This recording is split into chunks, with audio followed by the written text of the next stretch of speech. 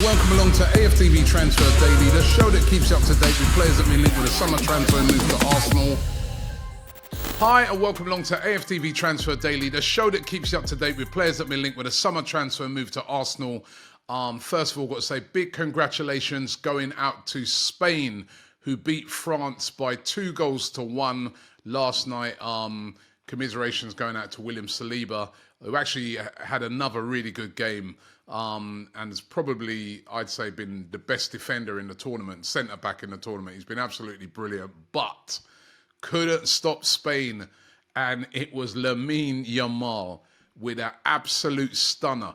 I mean, this kid is 16 years old. It's absolutely incredible what he's been doing in this tournament and what he's done for Barcelona, and what a player he is. Imagine his release clause. You know what I mean? Absolutely brilliant player. And Spain deservedly through to the final. Really and truly, they've been the best team in the tournament. They've played the best football, and congratulations going out to them. And that does mean that David Raya, even though he's not starting at the moment for Spain, he will be away for another week, and he's got a chance to win a winner's medal. He has played in one game. England's turn tonight. They take on the Netherlands. Big game for Saka, big game for Declan Rice, Aaron Ramsdale as well, also the backup goalkeeper there. So massive for those guys tonight. Wishing them all the best, and hopefully that they can get through to the final as well. But big night for Saka and Declan Rice. They can make themselves real heroes tonight if England win that game and go through to the final to take on Spain. Hopefully, fingers crossed. Talking of Spain, I mean, what's made them so good has been their unbelievable attacking play. On one wing, you've got Yamal, absolutely stunning player. On the other wing, Nico Williams, again, brilliant last night. And the Athletic are claiming that he is the player that Mikel Arteta wants to sign. That is the player that he would like to sign. However, the big problem is, number one, the player might decide to stay at Bilbao. But number two, even bigger threat are Barcelona. They have made him their number one priority. They are they're doing that typical Barcelona thing where they're saying, listen, we're so confident we're going to sign him, this, that. And listen, if you see that combination of Yamal and Nico Williams and what they've been doing for Spain, is very, very attractive for Barcelona to go all out and try and reunite the two of them, especially with Mbappe going to Real Madrid, and Real Madrid's, putting together this real super team. They'll have their very own super team if they can link Yamal and Nico Williams. So we're going to face very, very stiff competition in getting Nico Williams. £47 million is the release clause. All the talk is that Nico Williams would like to have his career sorted out within a week of the Euros finishing. We do know he's now going to be in the final, and it's going to be a battle. Barcelona, Arsenal, Liverpool said to be interested as well. Chelsea also interested, although I think their chances without no Champions League football are slim. It's going to be one of those three by the looks of it, or he stays at Bilbao. We'll get to find out a lot. There's also been this rumour that he's going to be looking, or his representative is going to be looking for wages of around 300 grand a week. That could pose a problem if that is true as well. So, going to be so interesting where he ends up once the Euros are finished. Hopefully he can end up at Arsenal, but don't hold your hat on it, because there's a lot, after seeing what he's done, there's so much competition for him. Funny enough, Barcelona would like to get rid of Raphinha, who they paid, over 55 million pounds for in 2022 to be able to fund the be able to fund the buying of Nico Williams. And according to Team Talk, Arsenal are one of the teams that are interested in Raphinha. They even claim that, they've contacted Barcelona regarding him. Barcelona would like to get around 40 to 45 million pounds for him, then use that for the release clause for Nico Williams. That would be even more insult to injury. I remember a few days ago, I asked you guys, would you want Raphinha at Arsenal, considering the fact that he rejected us kind of twice. He rejected us, first of all, said he was going to go Chelsea. Then he decided to go to Barcelona. I have to say that literally everybody was saying no. They don't want him. You wanted to go to Barcelona, stay there. We're not interested. So that would be interesting if Arsenal did make a move for him.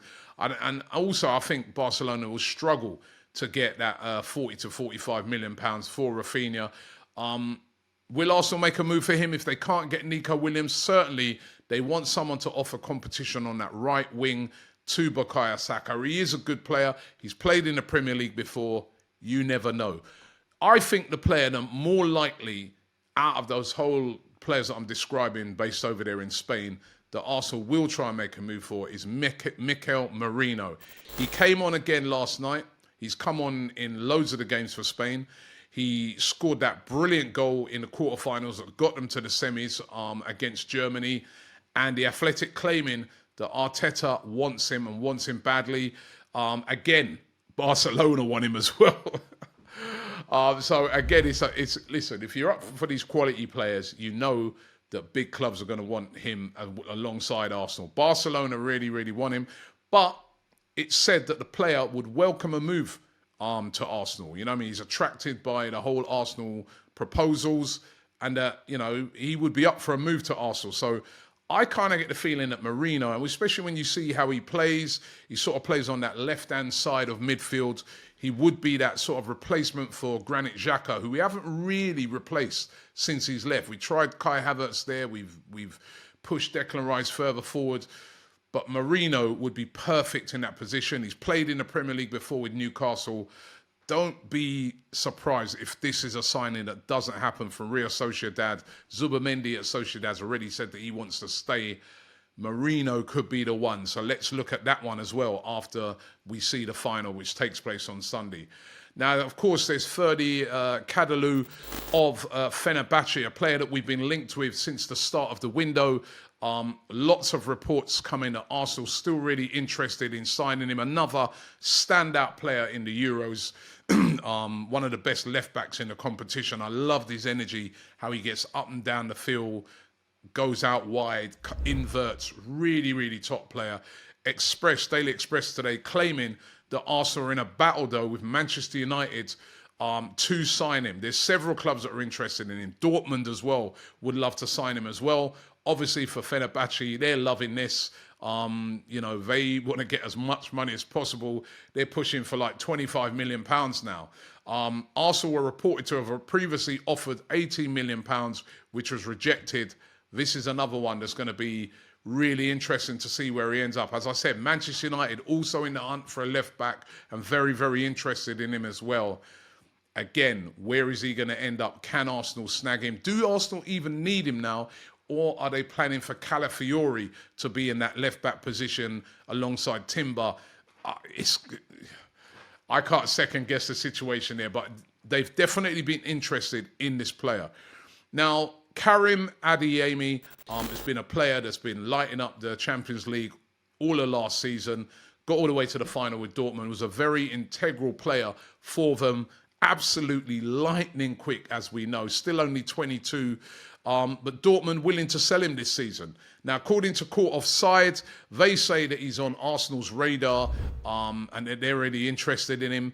But again, lots of clubs interested in this player. Bild are claiming that Chelsea have even started talks to try and sign him.